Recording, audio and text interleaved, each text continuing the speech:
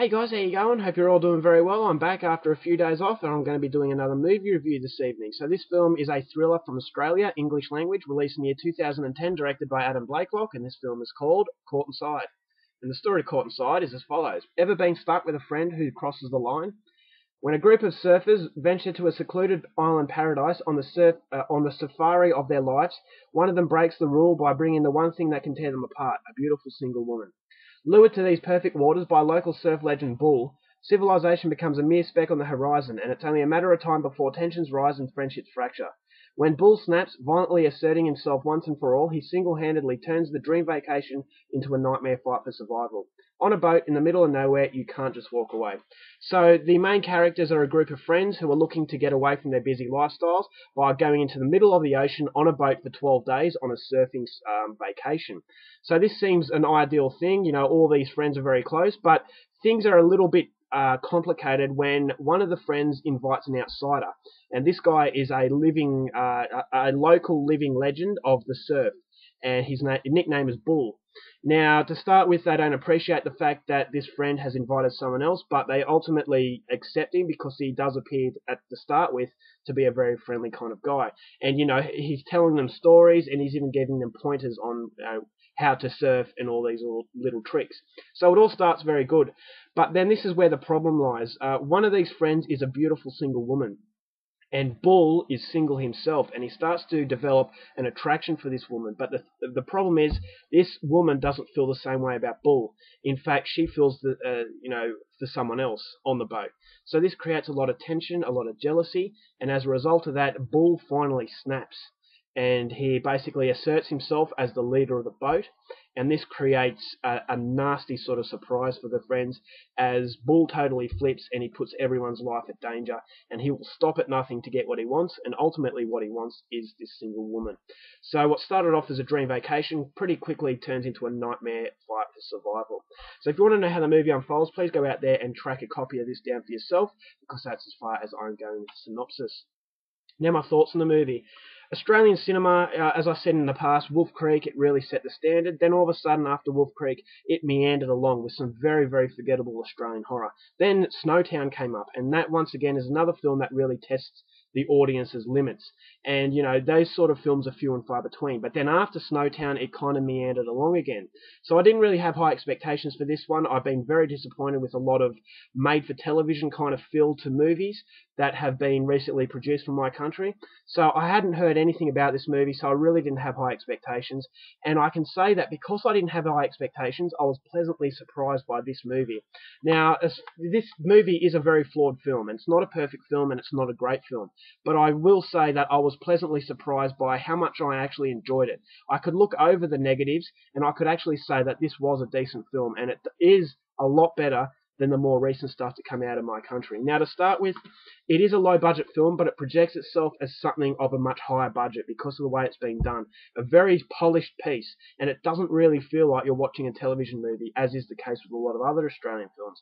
So a lot of effort has been put into it, and a lot of skill has been put into it as well. Never heard of Adam Blakelock, but I'm sure he is one to look out for in the future.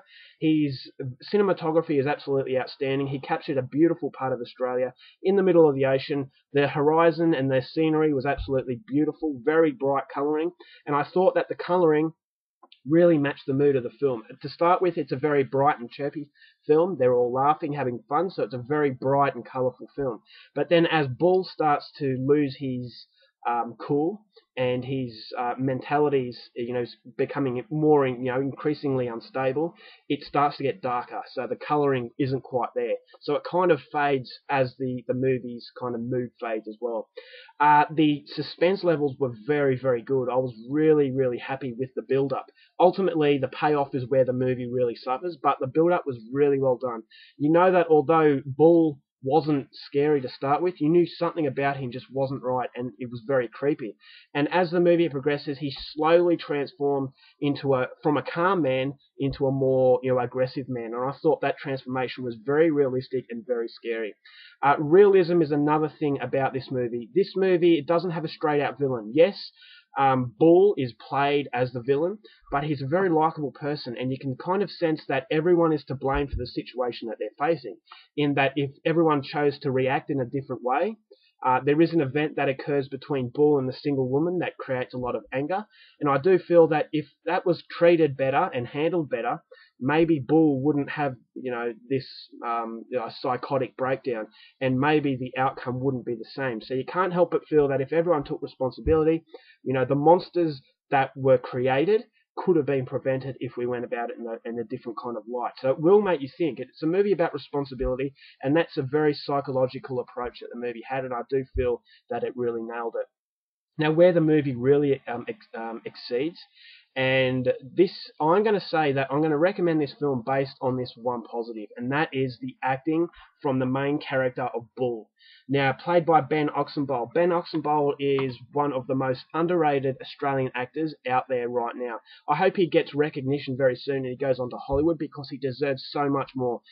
This guy, Bull, he really reminded me of Max Cady from Cape Fear, Robert De Niro. Not as good as Max Cady, but it was the same sort of menacing presence that he had about him. Although he wasn't, always aggressive on screen, you could feel that he had a very strong vibe about him. And Ben Oxenbould played him to perfection. He was a typical Aussie. He had a very, strong Australian accent, and he was very likable, very funny as well. Even when he was, flipping out, I couldn't help but smile at a few things he said. A very good personality, and that creates a very likable quality for this guy. And it's not often that you like a villain. And that's not saying that the other people were bad. It's just saying that this guy was a troubled individual. You feel sorry for him more than you hate him, because there is likable quality there. But the way that Ben Oxenbould portrays his character, he just does it very well, and it's very, very memorable. Now, unfortunately, all those positives are let down by the negatives somewhat. Now, the negative is it builds itself up so well, but then towards the end, the director doesn't take a risk, and it basically just flips out.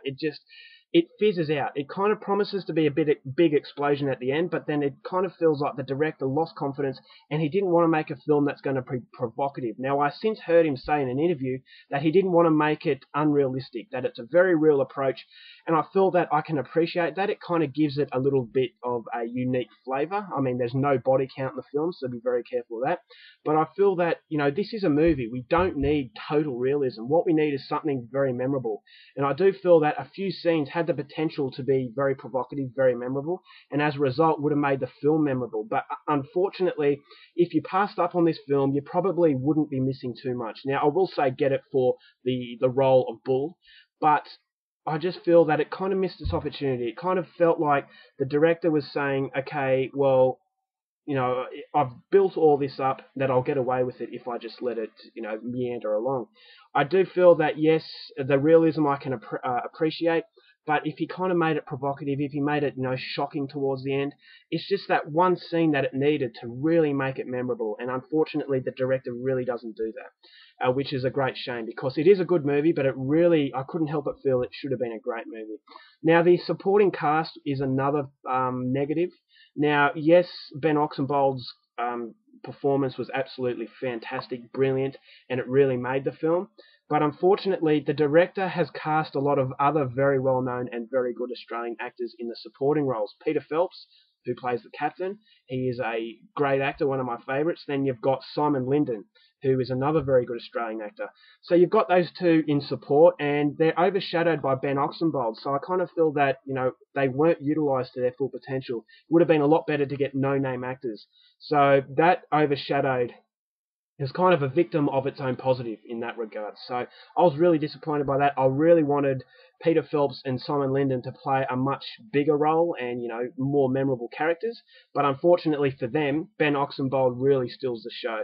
So all in all, this is a good movie. I'm recommending it. But unfortunately, as I said, it should have been great, but, it just really missed an opportunity. But yeah, I mean, for a film that I hadn't heard anything about, I was really, really surprised by it. And as a result of all that, I'm giving it 3 stars, but I couldn't help but feel, as I said, it should have been at least 4 or 4.5. But yeah, 3 stars for Caught Inside. If you like your suspenseful kind of movies, this one is definitely one for you. Alright guys, that's my review of Caught Inside. I hope you enjoyed it. Till next time, keep watching movies, and I'll see you later. Bye.